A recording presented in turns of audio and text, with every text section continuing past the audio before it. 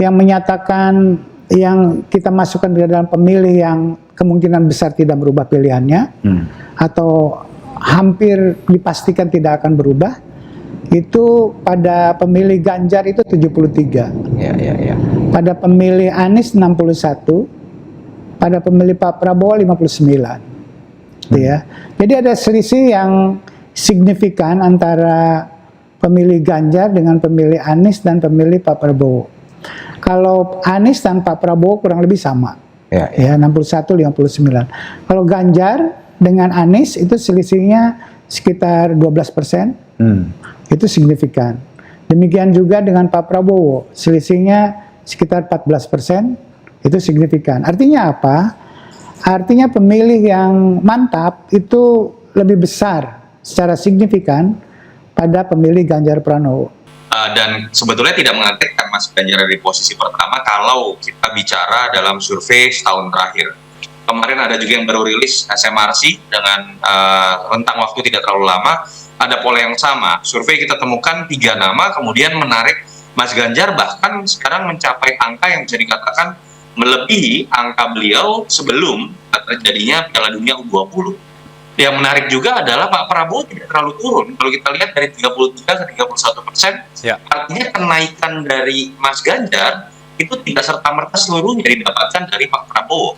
Yang menarik juga adalah temuan ketiga bahwa Mas Anies ini konsisten turun, baik dalam momen Piala Dunia U20 ataupun terkait dengan pasca deklarasi dari Batu Tulis. Dari sisi populasi, kelompok pemilih muda itu menjadi basis pemilih yang cukup besar, terutama di DPT pemilu 2024 mendatang.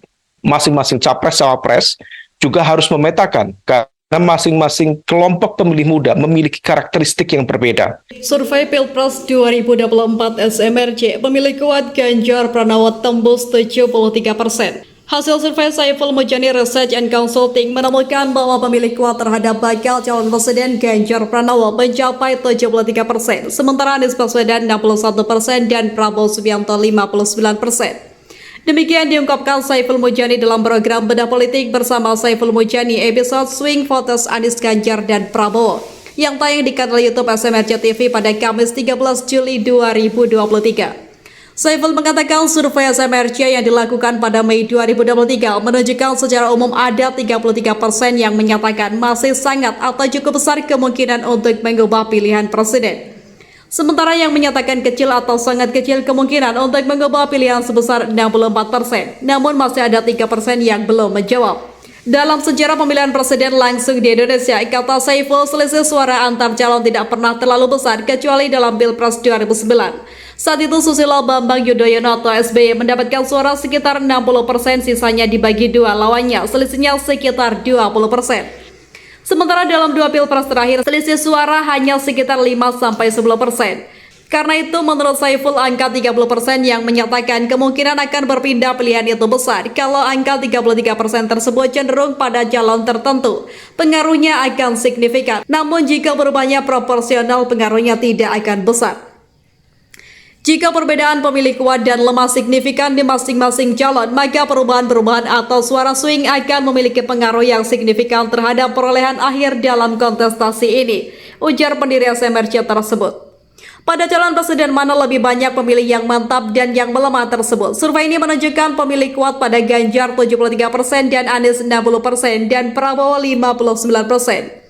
Saiful menjelaskan ada selisih yang signifikan antara pemilih kuat pada Ganjar dan Anies dan Prabowo, sementara pemilih kuat Anies dan Prabowo kurang lebih sama.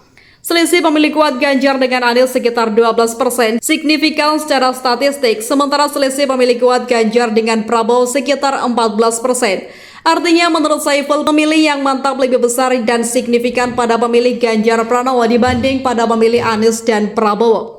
Sedangkan pemilih yang besar kemungkinan mengubah pilihan atau memilih lemah pada Ganjar hanya 26%, Anies 34% dan Prabowo 39%. Jika dilihat dari perbandingan ini, lanjut Saiful, pemilih yang lebih dinamis ada pada Prabowo. Temuan ini menurut Saiful logis, misalnya jika dilihat dari aspek partai mendukung Prabowo adalah Gerindra dengan kekuatan di parlemen nomor 3, lebih kecil dibanding PDIP. Karena itu pendukung Prabowo umumnya datang dari partai-partai yang lain. Mereka umumnya adalah pendatang baru untuk Prabowo. Menjadi logis kalau pilihannya belum mantap. Mereka akan menunggu perkembangan apakah akan semakin nyaman mendukung Prabowo atau tidak. Hal yang sama terjadi pada Anies. Dia belum menjadi kader partai tertentu dan belum terlihat memiliki preferensi untuk menjadi anggota partai tertentu. Jelas Guru Besar Ilmu Politik UIN Jakarta tersebut.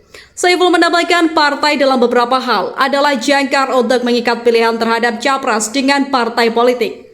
Partai bisa menjembatani antara pemilih dengan calon presiden. Ganjar sudah lama terasosiasi dengan PDIP karena dia adalah kader PDIP. Karena itu kalau pemilih PDIP lebih solid ke Ganjar itu solid. Selain itu jumlah pemilih PDIP lebih besar dan signifikan dibanding partai-partai lain. Secara lebih detail Saiful menunjukkan bahwa dalam survei ini suara massa pemilih PDIP yang memilih Anies 10%, Ganjar 63% dan Prabowo 24%. Dan belum tahu ada 4%. Suara P3 ke Anies 38%, Ganjar 31%, Prabowo 28% dan tidak menjawab 3%.